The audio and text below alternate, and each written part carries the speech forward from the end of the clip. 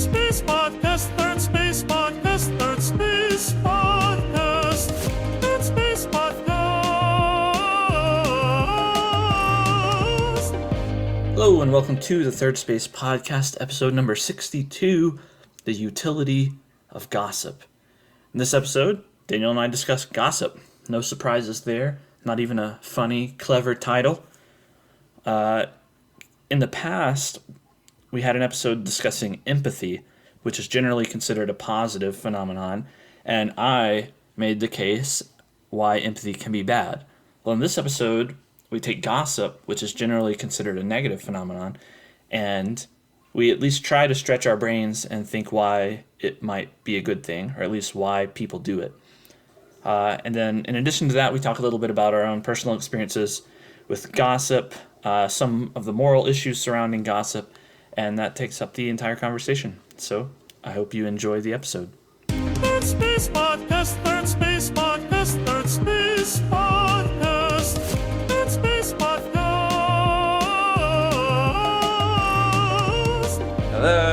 Hello! We should start doing our greetings just kind of like we answer the phone. Hello? Hello? Hello? What? Hello? How? Is that Bennett? I saw on the caller ID it was Bennett. Daniel, did you call me? Yeah, We're doing a podcast. Make it real natural. Yeah. I want to jump right in today. I want to know your knee-jerk reaction when I say gossip. What are your thoughts? When you say the word gossip, or when you when you actually participate in gossip? No, if you just hear the word gossip, what is your reaction? The idea of gossip makes you feel fill in the blank. Well, it definitely has a negative connotation. So, I am a pretty anti-gossip person, and I view people who gossip as, well, I just have a negative perception of that. And I think everyone gossips to some extent, but my perception of gossip is that it is essentially negative, or malicious or defamatory discussion between one or more people behind the back of, I guess, the target of the gossip. So you say that's like a critical component is that the person is not present, or the target of this information exchange is not present, and that it's typically malicious or degrading. If so, let's say that you're a teacher and your students don't like you, and they came in and said, "Hey, we don't like you, and you're ugly, and you teach bad." Well, that wouldn't be gossip, right? Because they're telling it right to your face. Right. But if you walked out of the classroom and they said, "Hey, Daniel, Mr. Daniel." Mr. Daniel. Yeah. Mr. Daniel guy. Mr. Daniel, did you hear how he taught about poetry? Like, poetry has to rhyme, and this is bullshit. He's talking about poems that don't rhyme, and they're like, metaphors and stuff. This is just, that would be gossip, right? Yeah. And accurate, but... So gossip's relationship with the truth is what? Irrelevant, or... I think irrelevant, yeah. I think that it could be... You could gossip inaccurately, or, it could be rumors, or it could be true statements. I think you could really be ugly and bad at teaching poetry or whatever. And that would still be gossip, I think. I mean, I think you think of like gossip of the neighborhood gossip would be an affair going on, right. And whether or not it could be true, it could not be. You said the word rumor, and my question is what is the difference between a rumor and gossip then? A rumor exists well, maybe that's not true. I was going to say a rumor exists independently of who communicates it. But then that's weird. That's like communication exists independently of who communicates it. It's like can't be true, right? There has to be a source. Gossip is kind of like the action of spreading a rumor, right? So maybe they go hand in hand a little bit. I kind of like that definition. Gossip is the event taking place, and the content is the rumor. Yes. Yeah, that's kind of how I would Gossip is the rhetorical situation. I would say that rumor doesn't have as negative of a connotation, though. Like, you could say, oh, have you heard the rumor? There's a new ice cream place opening up downtown. That could be a rumor. Rumor of, like, the next Nintendo console is starting to go around online. But you wouldn't say, you just wouldn't classify that kind of thing as negative inherently. You wouldn't say, oh, the latest gossip is there's a new ice cream. Hey, there's a new ice cream place. Oh, really? Like, it's not negative. It's just, so it wouldn't be gossip. Well, so it's interesting that you're baking in the negativity into the definition, because I wanted to challenge us in the same way you've talked about empathy and taking a provocative stance and say, let's take something that's generally regarded as good and talk about its ills, Right. I was wondering if we could treat gossip similarly and say, this is something that I have a feeling that nearly 10 out of 10, I say gossip. What are your thoughts? What's the connotation of the word? They're going to say negative. And to say, well, I want to push you to consider gossip as, your definition, aside from the negative, and I think this was an intentional reframing from the social psychologist, they said, I want to see what you think of these statements, evaluative talk about a person who is not present. That's one. And then they went on to add the process of informally communicating value-laden information about members of a social setting. These are just pretty dry and academic sounding, but evaluative talk about a person who is not present seems reasonable. Is everything you said. Yeah. But then it opens itself up then to be negative, neutral, or positive. Right, there you go. Evaluative could, it could be anything. It could be like, wow, she looks really good today. That's not gossip. To me, anyway, that's not gossip. I tend to agree with you, but if I said, how about David and I are talking about you, and we just like, Bennett's really good at video games. Like, he has this knack for being able to puzzle solve, and so now I'm giving you, this fits the psychologist definition, but it does feel like I am now doing a positive form of gossip about you. I don't think it would typically be labeled that way, but I'm not uncomfortable saying, hey, I am informally communicating some value-laden information. Like I'm making judgments about you. You're not present. They just happen to be positive. Yeah, sure. I don't argue that classification. It's just that using the word gossip for it doesn't seem right. I know, like, why do we have the word gossip if it's not intentionally... People talk about other people all the time, and I'm sure whatever psychologists you're reading, if they're talking about negative, neutral, and positive, then it's bound to be the case that neutral is going to be the vast majority of gossip, as they classify it as gossip cases, right? Because I guess value-laden I always say laden or laden. I think laden. It's both, right? Value-laden information. So it's laden with value, but even the word value is so like whatever. Yeah, what do you mean? It feels like there's a judge. I don't know. Yeah, right, but I'm going to take it to mean there's some judgments. Like, if I were to say, hey, yesterday Bennett went to the dentist, this is a relaying of a fact. If I said you're good at video games, you're good at puzzle solving, that's value. This is a value-laden information. I'm passing along your standing or your capability in a way. So would you, if I said, oh, hey, I saw David at the new ice cream store yesterday, the new ice cream shop yesterday. That's pretty neutral, right? But is that gossip?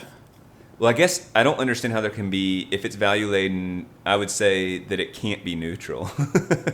Value and neutrality are in it are so what if you knew that David was on a very strict diet and his wife was trying to really hold him to that diet, right? I didn't know that information, but I told you I saw him at the ice cream shop. Then is it gossip or is it not? You receive value from that statement, but I wasn't conveying value. Yeah, you have unknowingly gossiped to me. You didn't have control. I receive it as gossip. It didn't leave your mouth as gossip, but I received it as gossip. Gossip and then I turn around and go, oh, he's not following his diet. Right. Now it's full-blown gossip. Now it's gossip, yeah. So you can see how easily social communication just quickly, I'll say evolves. I'm tempted to say devolves into gossip, but just saying where someone is at. I saw someone, I ran into someone at the grocery store the other day, but they told me they were out of town because, they didn't want to hang out or whatever. Right. And now we have, like, what seemed like a value neutral statement is not. And so since we can't control, this is interesting because let's say we were in a community of people who universally agreed we don't want gossip. Mm-hmm. Actually, I think most people say that. Most people don't want gossip. But yet there's tons of it. So most people say that to your face, but behind your back, they probably say, hey, don't you really want to gossip about Mr. Daniel? Don't you love gossip? I love gossip. I was just gossiping the other day, and I got such a kick out of this gossip. Mr. Daniel. Side note, that's how often, like, if you run like a hip like camp or something like that, and the older people go by Mr. and Ms. first name, and they're like 21 years old, and I've worked in some educational camps where the teachers went by Mr. first name, and it was just and then I went by it too, and I was actually Mr. Daniel. That's funny. But okay, all right. So if I don't know. All right, so you asked, it is gossip.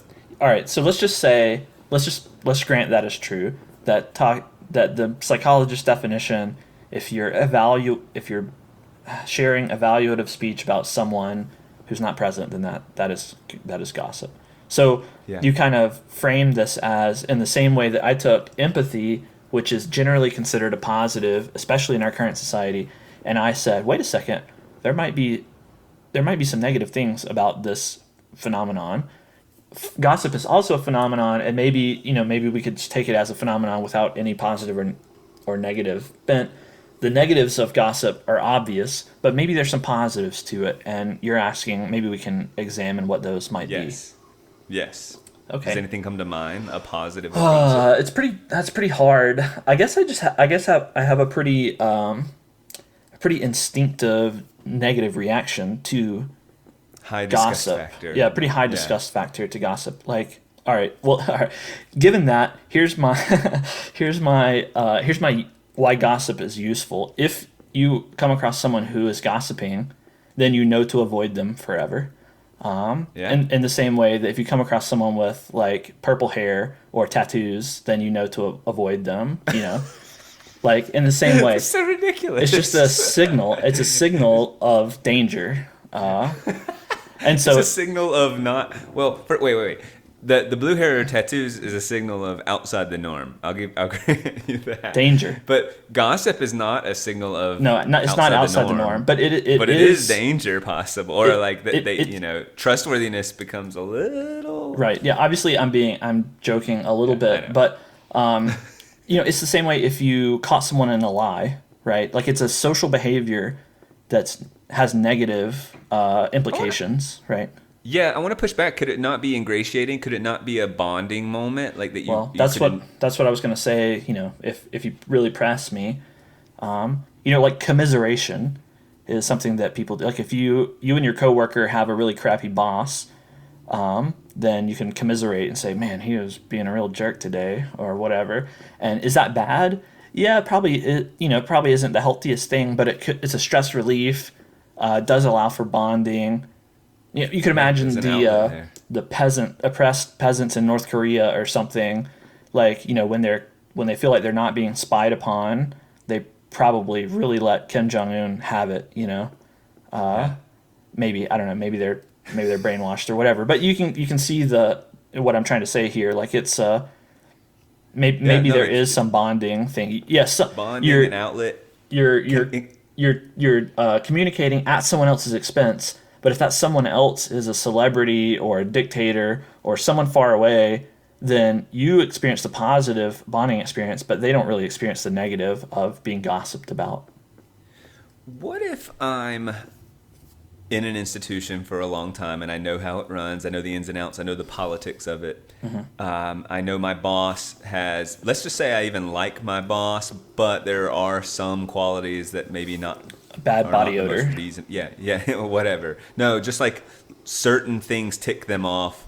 Maybe they tend to respond really negatively if you mention money of any kind or something like that. So then I have a new colleague who I'm enjoying, we're bonding, everything's professional and maybe even potentially a friendship.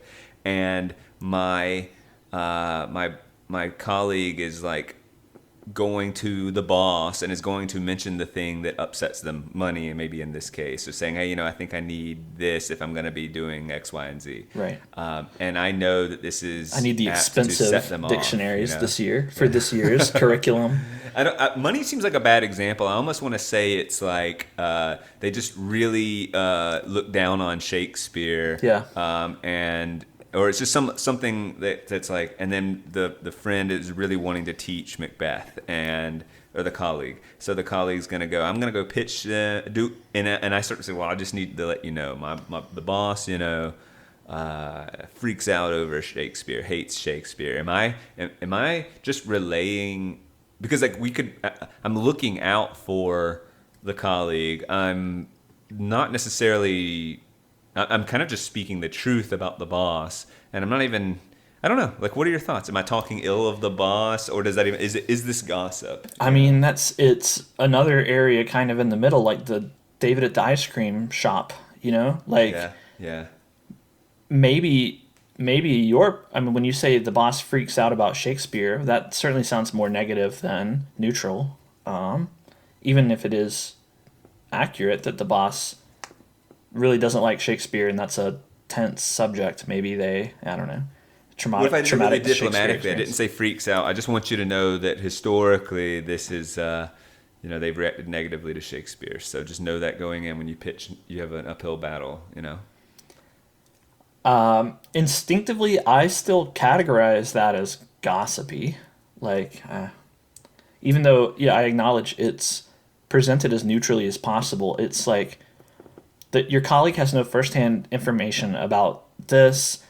They presumably don't have a relationship with the boss that has anything to do with Shakespeare, and now they're being handed this secondhand information, and they have to make a social decision, a gamble about this. So they have to weigh how much can I trust Mr. Daniel and his assessment of the situation versus the reasonableness of my new boss and their ability to discuss Shakespeare. And like, to me, those just seem, I don't know what to think about that. That's just totally a toss up. I wouldn't know what to do in that situation. I would be very uncomfortable. Funny you say that, because I think and I think that's a good reaction that you have, because you're like, now I don't know what to make of this information. I don't have enough information. I think the typical person, honestly, they're starting to bond with me, Mr. Daniel, and they like, and I'm looking out for them, and I'm sharing in good faith it's presented as if I'm looking out for them, and so they take that to heart, and they go, oh, that's good to know, and they maybe even overly trust me immediately. I've shared, right. Because I think there's just something psychologically that goes on is, hey, let me make you privy to unknown information. Well, thank you. Like, now I have information, and I have someone who's like formed a trust exercise with me. And we default to truth. We tend to, just in order to like get around in life, that we have to, you can't walk around suspicious of everyone. You ask for directions and they say, yeah, the gas station's over there. Like, is that person lying? It's like, no, they're probably telling the truth. So we default to truth. We're working with someone who's clearly like stable enough and gotten the job and knows the institution better. There's all reasons in the world to believe this isn't a joke or, some political ploy. So it's a bonding thing. It develops and maintains even and enhances the relationship. Maybe. So, I mean, in the example that you gave, there is a risk, like you are presenting to the colleague that the boss freaks out about this, about Shakespeare, something within the domain. Like there is a little subtle power play there. Like, oh yeah, the boss, is maybe not what you would expect from the English department, chair or whatever. And, maybe I don't think Shakespeare is so bad, but they don't like Shakespeare. So, yeah. What's their deal? Right. Why are you giving Willie such a hard time? Yeah. Principal Willie. Yeah. I mean, I see that. I see that. That's fair enough. I don't know. Gossip. Well, how about this? Let me make the case that, like, if gossip is often sharing, like we're trying to figure out, living in society, who cooperates and who's uncooperative, Mm-hmm. and gossip, like. It's difficult to decide. I mean, you can decide on a case-by-case, individual-by-individual basis, but in our working lives and in our social lives, often we are navigating a whole lot of people, and we don't have time to make these judgments. So these are shortcut. Yeah. Like gossip is a way of sharing this sort of reputational information that allows us to make shortcut judgments about who's cooperative and who's uncooperative. And not only if the gossip is reliable, but it's also like a check, a stay in line, kind of like bullying. Bullying is like, here, you need to behave in a socially normed way. Yeah. The risk of being gossiped about is social, it keeps you in line, but a social pressure. Right. It keeps you in line. Yeah, I could see that. You don't want to be ostracized, right? Like you want to yeah. You don't want to be. So I guess the only issue I have with that is reputation serves that purpose, right? Like your reputation. Well, you're this is a parallel case, sort of. Reputation keeps you in line. You don't want a bad reputation. A bad reputation is the social consequence of bad behavior. A gossipy society is one that affects people's reputation when they're not present. I think there could also be a society which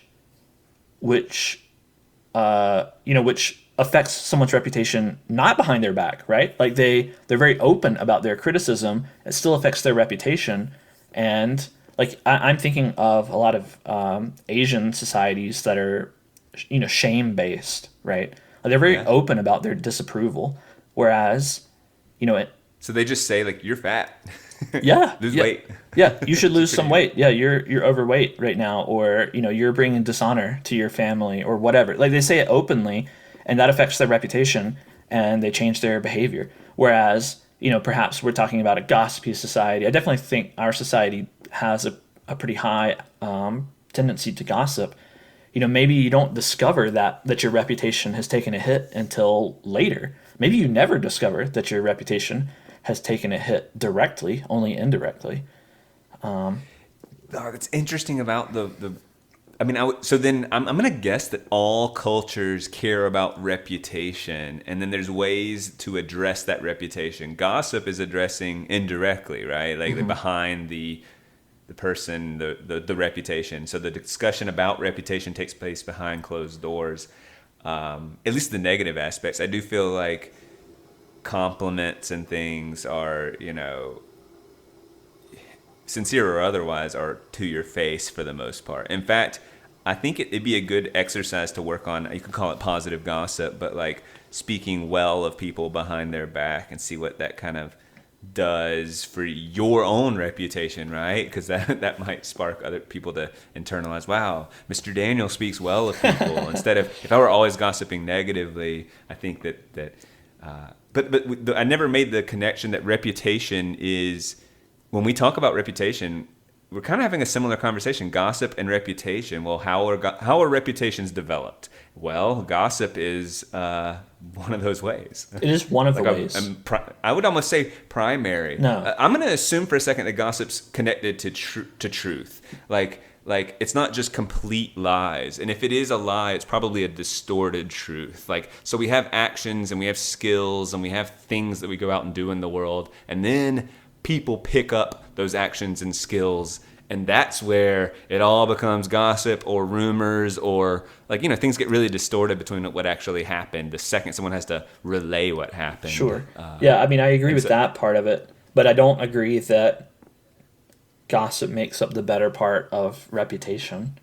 I guess I don't want to, this might be semantics, but okay, if I go out and am honest and teach really good lesson plans or lessons over and over and over, and I'm consistently good. So that was a lot of hard work and a lot of actions then how does that get to an 8th grader who's never had me before, and they walk in, so they come in and say, Mr. Daniel has this really good reputation. Reputations, how does a reputation get anywhere? So let's say that David goes to the ice cream shop. He has really good ice cream, and then he comes home and writes a Yelp review. Is that gossip? The Yelp review? I guess since it's publicly accessible to the ice cream place, can institutions be gossiped about? I mean, sure. No, well, I mean that's not the angle I was going for. The angle I was going for is that Yelp review will affect the reputation of the ice cream shop, right? And that's not gossip. I don't think it's gossip to write a Yelp review. It's also not behind their back either. Right. Well, that's what I'm saying. Yeah. More than just gossip affects reputation. So where does your reputation come from? Well, the actual quality of your product, if you're a business, or your performance if you're a teacher or whatever, and what people are saying about you and gossiping and all that is a component, but I don't think it's the largest component. Yeah. What do you think the largest component is of reputation? Yeah, I think it's actions. Actions speak something.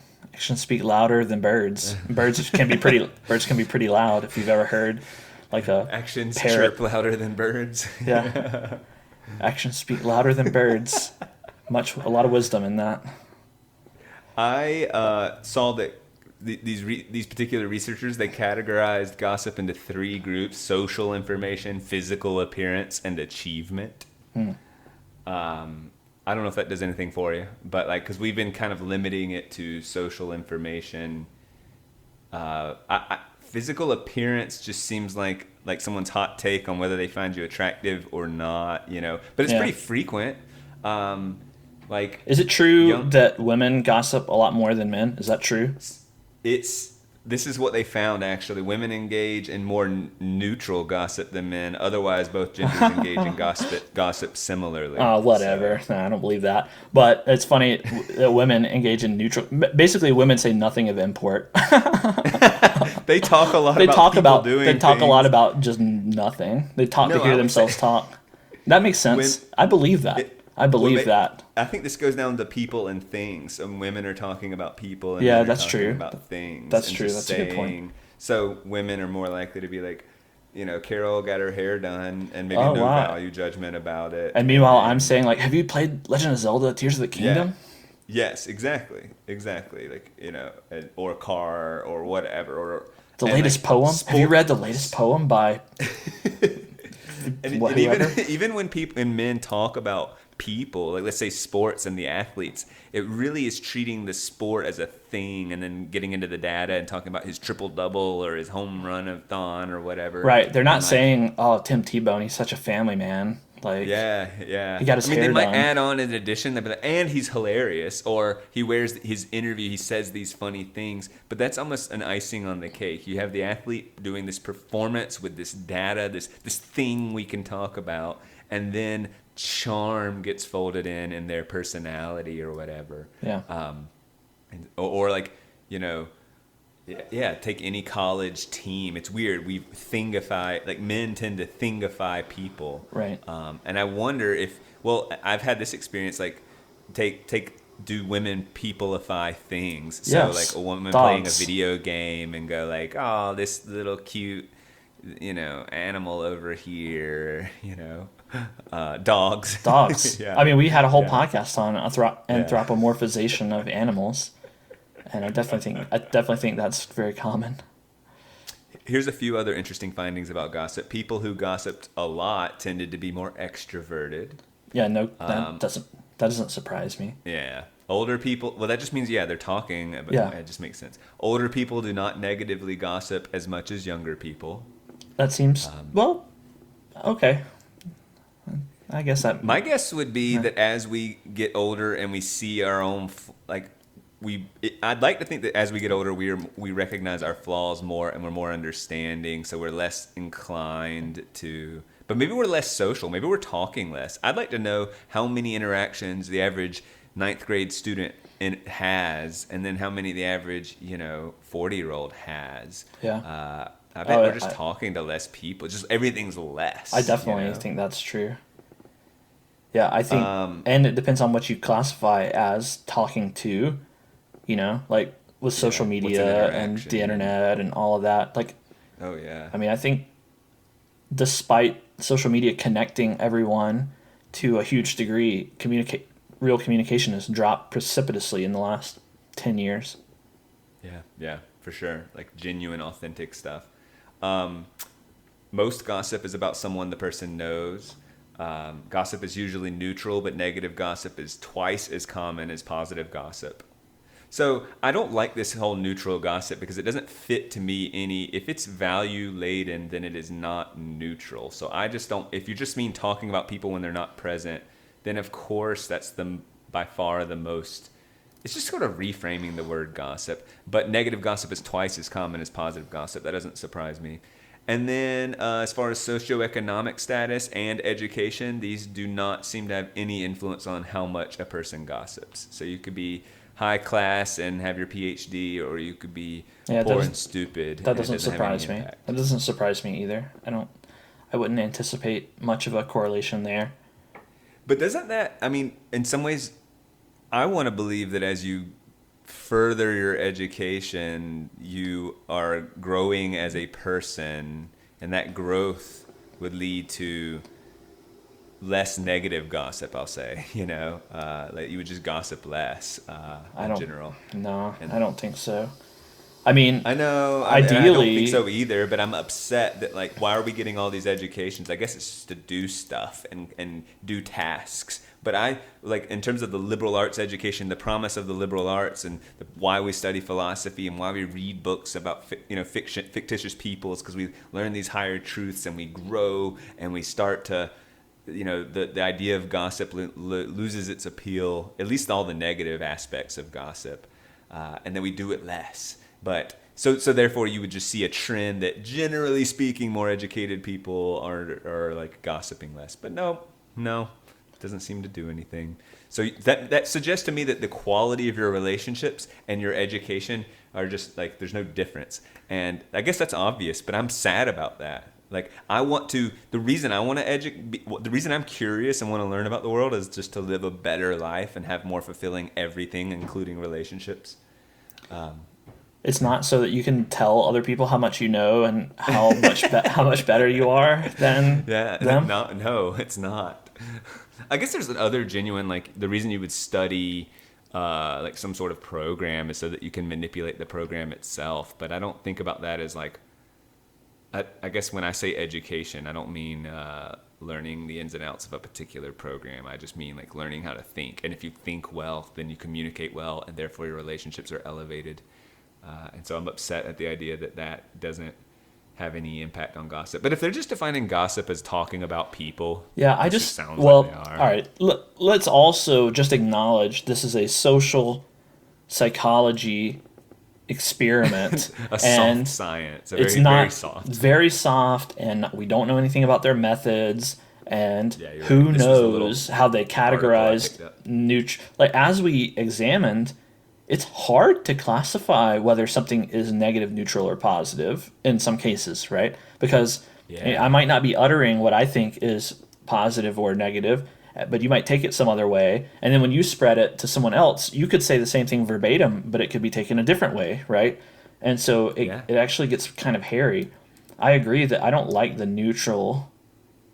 I don't like the neutral moniker for gossip. It for me, the takeaway here is that it's fascinating. If you had a society, we all say we don't like gossip, but we love it. I keep wanting to ask this question: why do we love gossip? I want to go back to that. But let's say it's true. Let's say everyone despised gossip to their core and they wanted to avoid it. But that doesn't mean you don't get together and still share information about the humans in our lives. Then that, even if it's meant to be positive or neutral, we're committed to only communicating positive or neutral. I still think gossip ends up inadvertently happening through that example you said about David being at the ice cream shop when he should be on a diet or whatever. Does gossip have to, in order to classify as gossip and not just informational material that is negative, does it have to cross some kind of boundary of propriety, like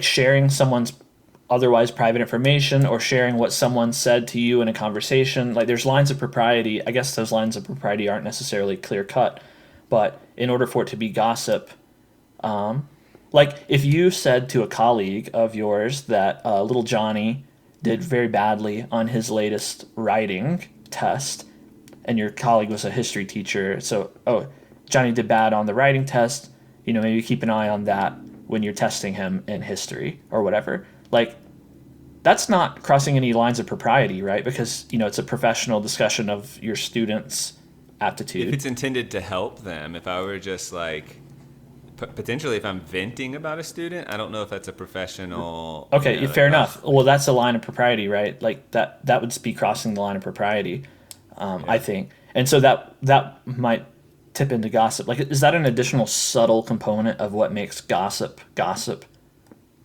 It does get into speaker's intentions, and therefore just sharing David went to the ice cream shop cannot be gossip, even if it's received and morphs into something valuable for me. So if I saw David at the ice cream shop and just was relaying to you that happy coincidence, and then you went and told David's wife's friend and said, "Oh, hey, I heard David was at the ice cream shop." She said, "Are you kidding me? He's supposed to be on a major diet." And you're like, "I know, but he's gonna get so fat."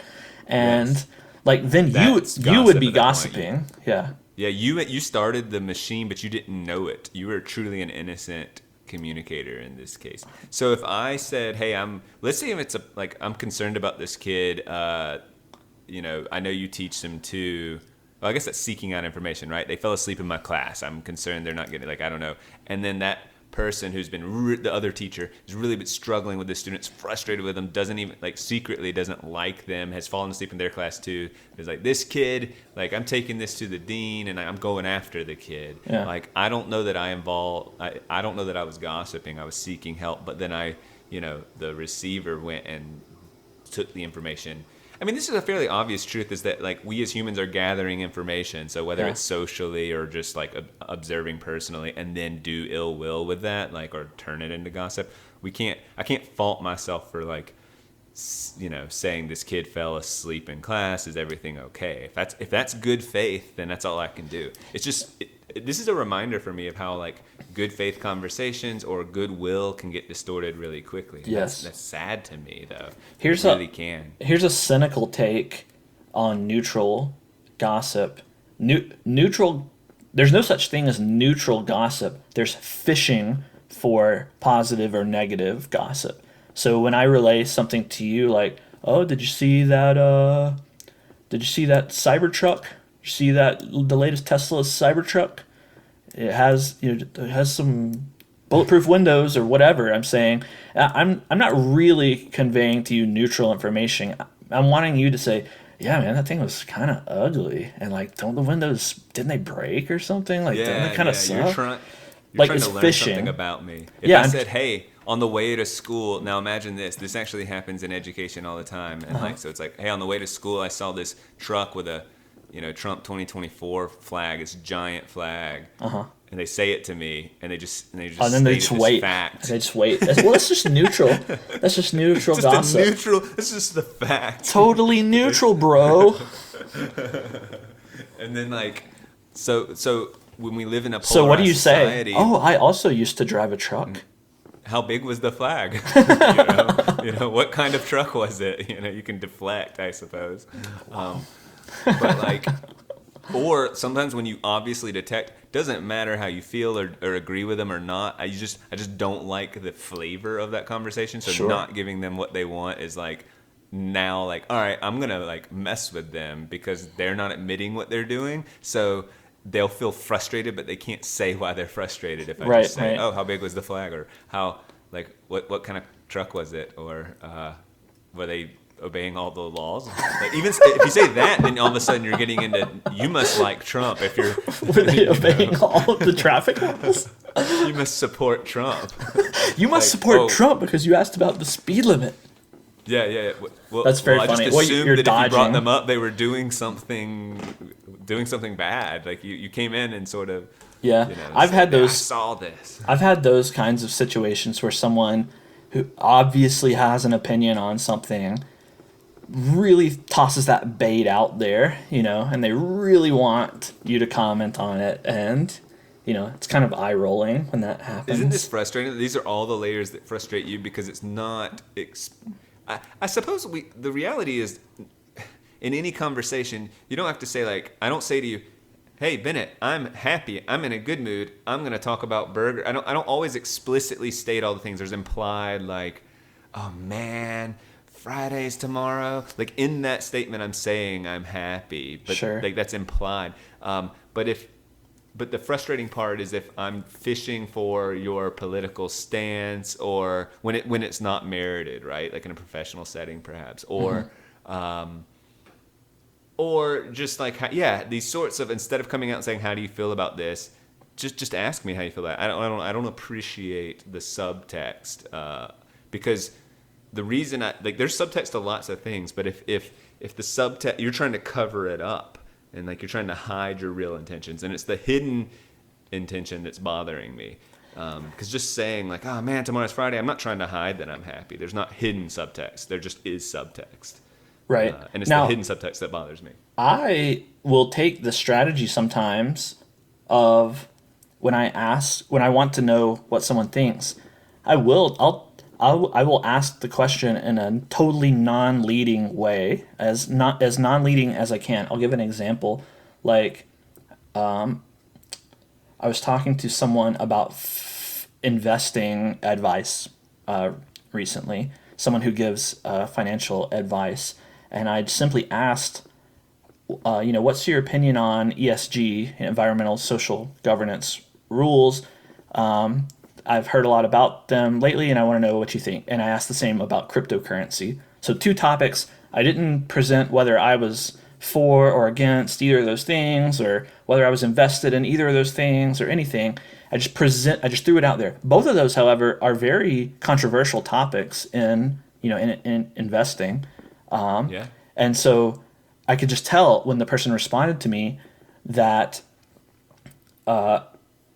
there was some discomfort there because they weren't sure whether I was pro or con or what. And so they were obviously tiptoeing with their response and just gave very non-committal answers. And like, I take that strategy sometimes to try to see what people think. And I obviously have an opinion about it. Now, the difference between me doing that and the person saying, I saw this, Trumper on the way to work this morning with their big old flag. They're fishing for a particular response and are probably going to use that information in some way. Whereas really are you an ally or an enemy kind of thing? Right. Whereas I just don't want to give away my stance and then elicit a particular response from someone. So you're saying you're just concerned about being perceived as ally or enemy based on some simple thing like that. Yeah, I just want to know the truth. Like, I want to know someone's opinion. I don't want their opinion filtered through their perception of what my opinion is, I just want to know what you think. And so you have to present the information in a particular way. Here's a question that I thought of when you were giving me the example of you're advising your colleague that the boss doesn't like Shakespeare, freaks out over Shakespeare. So when you go in there to talk to him, be mindful. And your colleague. Yeah. So would the socially, you can tell me this as a professional manipulator, would the colleague's best move be to go in and talk to Principal Willie and say, hey, how's it going? Get the small talk out of the way and say, you know what? Mr. Daniel told me that you really there's some kind of sore spot about tick me off. Shakespeare. There's some sore spot about Shakespeare. That sounded really weird to me, but I figure better to get everything out in the open, and let's just talk. Here's what I'm thinking anyway, and I just figured I'll put that to the side because you seem like a reasonable person. Whatever. Use the gossip that Mr. Daniel told them in order to get ahead in that conversation with Principal Willie. Is that what the savviest move would be? Short term, if trying to make a good impression with the boss, yes. But I think making a good impression, maybe the boss would not even appreciate that. Like, wow, you're just going to throw your colleague right into the but most bosses, I think, would just go like, oh, okay, I can trust this person and think a little less of Mr. Daniel because he's. Is that how the teaching profession is? Like, is everyone quick to throw each other under the school bus? I under the school bus. I think it's a safe, like, hey, don't talk about, or like, just know they don't like Shakespeare. The boss doesn't like Shakespeare, so be careful about it. And then I think nearly 10 out of 10 people would go, thank you, use that information and never mention it, and they wouldn't throw you under the bus. And then now I know I can tell them something about the boss, and they're not going to run tell the boss. So the gossip machine can like step it up a notch, and for good and for bad. It's like a small moment of trust, because the backlash of, if it's pretty true, let's say I'm giving reliable information and they said, Daniel told me you're not wild about Shakespeare, but I think this and this, or even if they said, I understand you don't like Shakespeare that much. I mean, the cost, they're not going to be like, oh, screw Daniel for saying this true thing about me. But I would learn in that situation, as someone, professional manipulator, wanting to play my cards carefully. Ooh, got to be careful with this person. They don't clearly pick up on what information should be go where, because it'd be better just to keep my name out of it, kind of thing. Or even to keep this knowledge private to yourself. To me, it just reads very clearly, okay, I'll keep that knowledge, I'll use it to my advantage, and I won't tell my boss, I know you don't like, Shakespeare. I'm trying to operating with. They could say something like, I know a lot of people might say Shakespeare's not appropriate for kids because it's just kind of like boring and difficult. However, there are some common objections that I'd like to address with people, because I understand there are objectors. That's the smartest way to use it, I think. Right, not personalizing it. Yeah. But that's a really specific example. It is very specific. I'm trying to think about my own professional experience, and just maybe it's just my personality, but I usually don't even comment on other people unless it's something that I would say to them directly. Like, I don't say, I just don't talk about other people in a way that I wouldn't say with them, on the phone or in the room. What about this? Okay, let's say there was like the grant proposal, and my colleague was wanting to do some course in women's studies over the summer, and I knew my boss was like totally not into the whole women's studies thing. Yes, there's a bucket of money to give out for people to take courses, and yes, my colleague can apply for her women's studies course, but I know it's pretty clear that this is not going to go well for her. And I said, hey, like, it's cool, you should apply, I totally encourage you to. And maybe my colleague's super excited about it. I just can't wait. I really hope this happens. I'm already ready to sign up. I've actually got it all filled out. So as soon as they say, I'm just going to click submit. And I say something like, just wanted to give you a heads up. Why would you do that? Why would you give a heads up? Why is that your business to even comment on? Just relationally, just to be like, I see this person set up for a bigger letdown, and as there's a friendliness there. Is there? And then I don't know. I think there can be a good, like, I would say it to a friend. Yes, I would say, like, Bennett, I see you're excited about something that you're about to get let down for. If, like, just letting you know, probably not gonna. Now, if I really didn't know and I just thought this, I might be quiet and just see if I was right, and then learn from that. But if I was certain, like, there's no chance in hell this is happening, I'd say, I wouldn't say it to her like, there's no chance in hell this is happening. I'd say,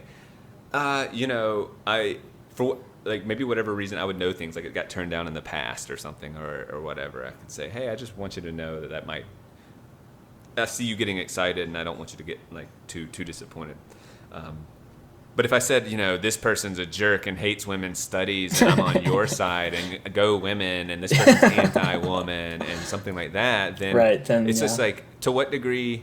And both of those scenarios, I'm trying to ingratiate myself with the colleague and operate on a friendly level. And so, yeah, my inclination. This is bad. This is where you could probably call me gossipy. I'm inclined to share information I know that I would want to know. So if I were applying for something that I was likely to get turned down for, I would like my expectations aligned with reality. So I should know that this is a far shot. And so if I know on some level, or I feel confident it is a far shot, I want to tell that person because, they're my friend, colleague, kind of like vague, blurry line. But like, I like them. I have no ill will. Like, here's information I'd want to know. And so that's something to evaluate of like, well, okay, yes, like that's a good faith sharing, but does that help them and me overall and the institution? I don't know.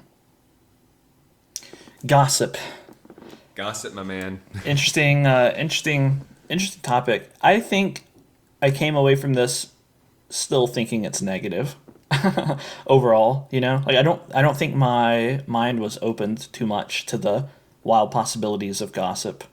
I mean, a lot of it is semantics, though.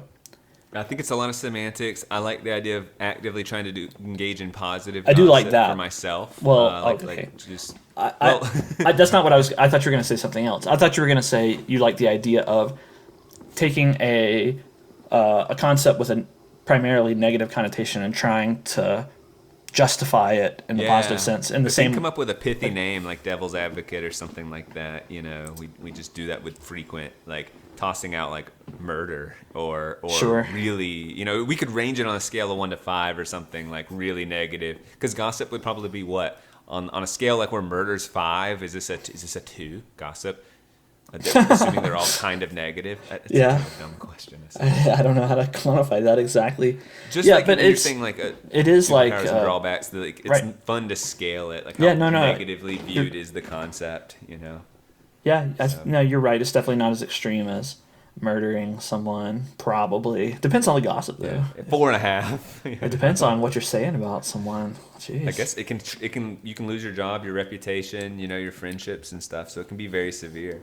Yeah. And then we didn't talk about like digital gossip. So how like we kind of been treating it like an individual one-on-one That's true. thing, and why people do it so much. But those are all just thoughts to think about.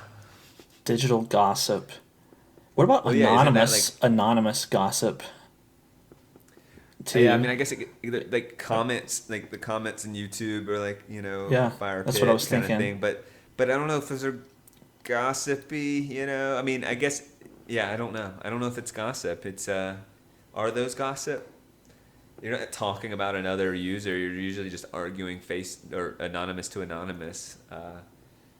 But this definitely feels like a gossip culture, like all these magazines that say so and so's dating so and so, or they were spotted, or here's some tabloids are sort of a gossip culture. Elevated. I mean, the news is almost gossip, Yeah. It's manipulative conveyance of information, usually negative for attention or some kind of particular instrumental ends. Yeah. News is professional gossip. Oh, provocative statement. Headline. Yeah. I'll see that on the news tonight. Yeah. I think I'm done thinking about gossip, though. Me too. Hope I don't have to think about it anymore. I'm very grateful to live a relatively gossip-free life. Maybe I'm just blissfully unaware of all the gossip about me. But I don't experience much gossip at work. People don't gossip to me about other people, which I find that you were gossiped about. Would it even affect, would it matter like that much? I mean, it would. I mean, I care about my reputation, and I would probably care about it a lot because it's something that I don't really participate in and don't respect, and yet it's happening. So I would care about that, and I would not be happy about it. What if it was fairly accurate gossip that was still with a negative slant? Bennett is too smart. He's too good at his job. He's just doing everything too fast and effectively. Ugh. And gosh, we're able to make so much money off of his work. Yeah, that would annoy me. Fair enough. I'll just not lay into all the negative things I was just gonna. You're right. You nailed it. You took them all away from me. Yeah, right. No, but yeah, if it was accurate, I would just be annoyed that it was being said behind my back.